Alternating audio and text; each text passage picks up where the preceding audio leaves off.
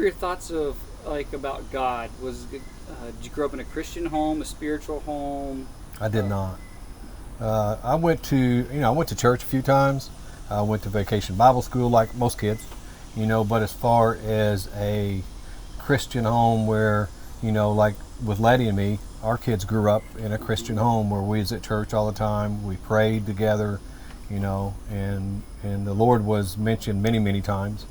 But growing up, there was not a lot of that. Not a lot. So that being the case, how did you eventually come to faith in Jesus? What's your testimony? My testimony is when I come to know the Lord I was 31, and I had a deacon from a church. His name's Ron Baker. I was working in a lumber yard at that time, and for about a year, every time he come in, and he used to come in at least once a week, maybe twice, he would bug me about going to church. And finally, I just told him, I said, all right, Ron, I said, if I go with you one time, will you quit asking me? Would you just leave me alone? And he said, yeah, if you go one time, then I won't bug you anymore. And I said, all right, got it made. So went in, it was a revival that week.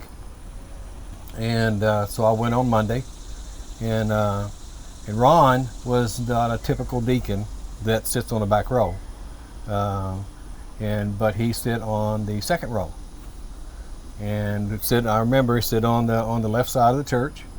And so he didn't tell me that, so I'm walking up through the church and he's introducing me to everybody.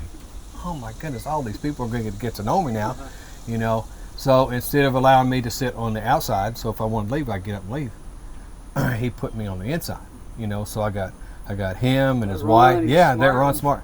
I got him and his wife and then me, so I couldn't go anywhere. So during the service, I didn't know what was going on until after I got saved. Then I figured out it was the Holy Spirit that was working in my heart, and I'm just sitting there, I'm really wanting to run and get out of there because it's hurting so bad. And so in the back of my mind, I'm thinking, if I could just get through. And so at the end, the invitation and the song, I'm holding onto the pew. At that time there was pews, and anytime I go back there, well, they're not pews in there now, but I would say that my fingerprints are right in that pew because I was squeezing so hard so I wouldn't go out. Well, it was over with, and I basically run out of the church, and I said, I made it, I'm out of here, done. I don't have to go back, don't have to listen anymore. Checked it off. And from the moment I left the church until Wednesday evening, I did nothing but cry. And I grew up that men don't cry. Mm-hmm. And it was just the Holy Spirit was just working on me from the moment I walked into that church on Monday until Wednesday evening I came back. The Holy Spirit was just working on me, just furious. Why am I crying? What's going on with me? And then when I went back to the church that evening, I'm sitting there, same spot, same place, with Ron and his wife, and I'm sitting there, and I didn't hear a word the pastor said. And all I could think of was, will you shut up so I can come forward? That's all that was in my mind, was saying, I want to come up, I want to be saved. So if you hurry up and get it over with, I can come up. Because nobody told me I could do it beforehand. So at that moment when I went up, my whole life changed. And in a blink, you say, how do you know you're saved? Because I was there, for one. And my attitude and my desires and my thoughts changed like that.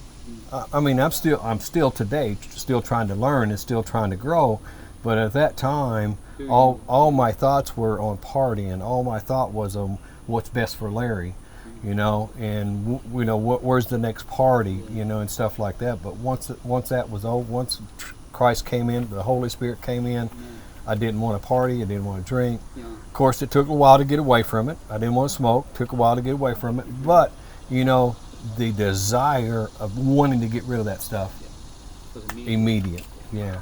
Praise God. And I wanted to serve at that time. What can I do, to serve the Lord? I wanted to be a pastor at that moment.